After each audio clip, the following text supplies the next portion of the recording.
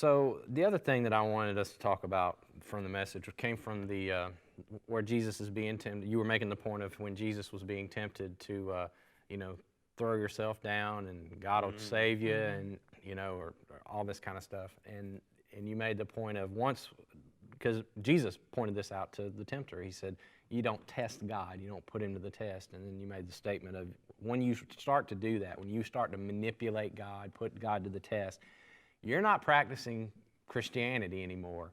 Now you've dipped into the area of magic or superstition or something even worse. And it just made me think, because you know this about me, I like watching, for better or worse, I enjoy watching Christian TV sometimes, just for the novelty of it, just to laugh. I didn't know you still did that. I don't. I haven't in a long, long time. You used to do it all I used the to do it time. all the time, just because it made me laugh, and then it would just make me angry, which is not good.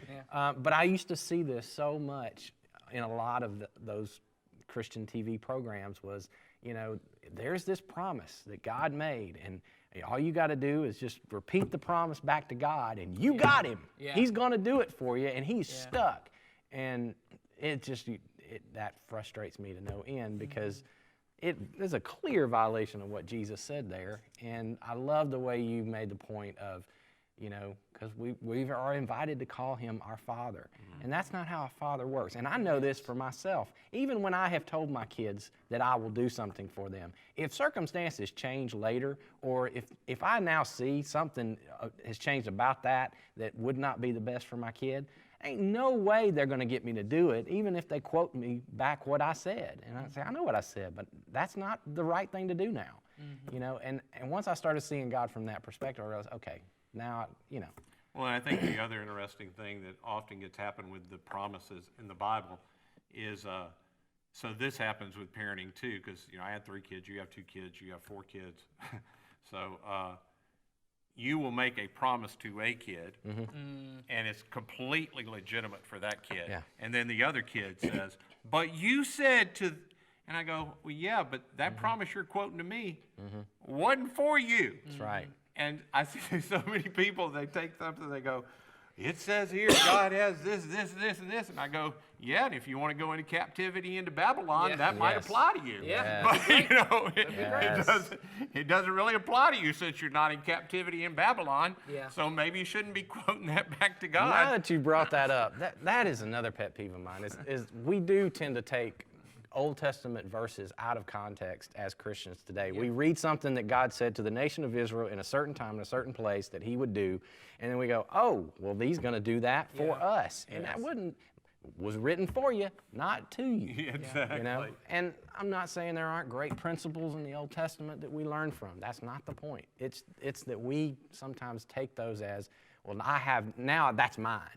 Well, and I do think to some degree the point you just made is almost the point, which is a lot of the things we think are promises are actually principles of things that God's saying, hey, reap what you sow, or something like that, where that's a principle of the way life works. That doesn't mean if you're a good person, nothing bad ever happens to you. We all know that that's not necessarily the case, but that's the way we often view it. And going back to your kid thing, everyone has those at some point with your kid where you say, hey, if you do this kind of stuff, this is what's going to happen in your life, and you're really trying to teach them a principle about how you're going to relate to them or how the world's going to relate.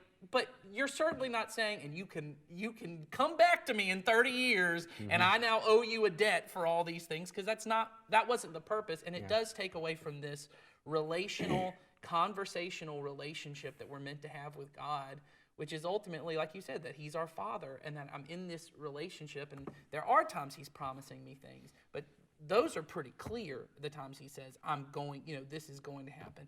And those things in Jesus are revealed in the way that Jesus relates to us. And so, anyway, I think that's a huge part of it. It's a real problem, though. Yes. It's a real problem. I find people losing their grip on God, the church, faith in general, over this thing of they thought God promised them something that he did not, and they blame him. Yeah.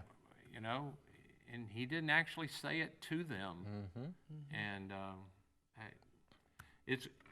It's one of those things I just hate the way that we've taken the whole thing and we've tried to break the Bible into these little pithy statements that are for me.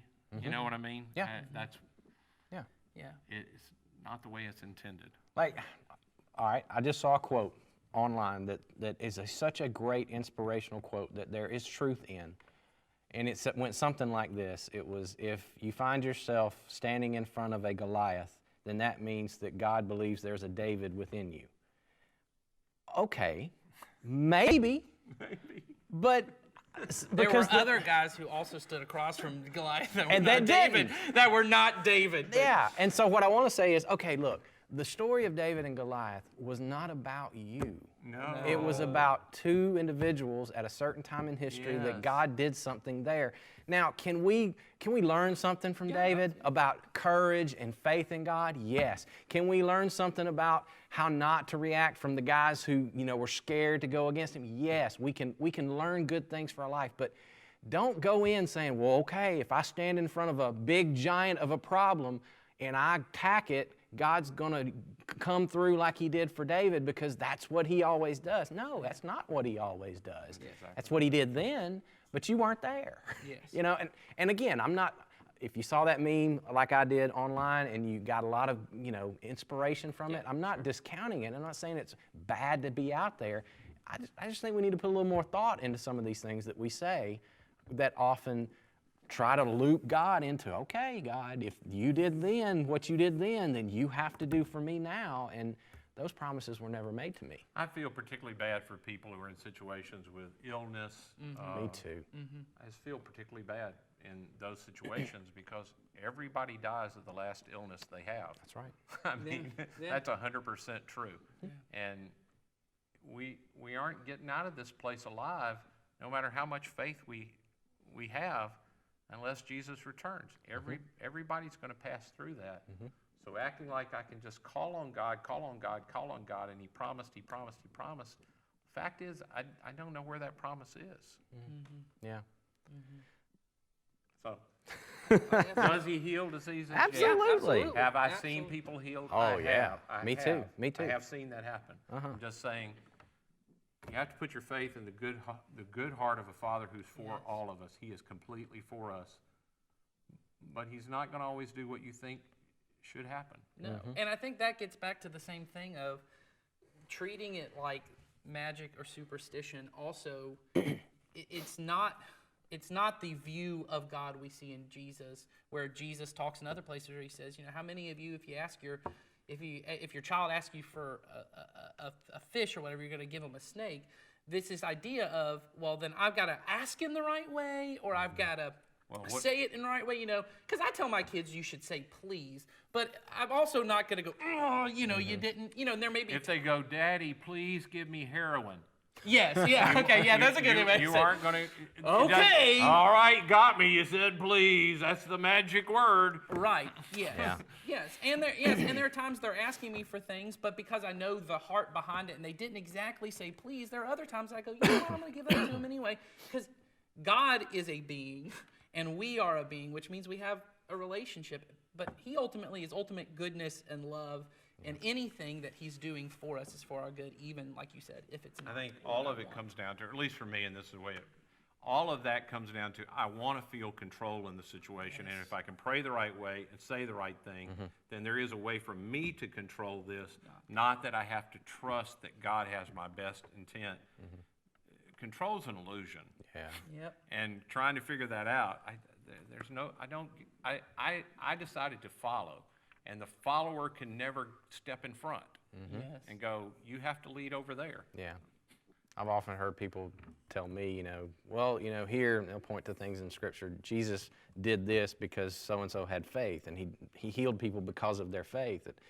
But I point them right to some other places where people had faith, and, his best friend was sick, and they came and told him, and Jesus said, no, I'm going to stay here for a few more days. Exactly. And they didn't understand why he wasn't heading toward his friend Lazarus, and he said, no, we're going to stay here. And he literally let his friend die. And that didn't make any sense to anybody.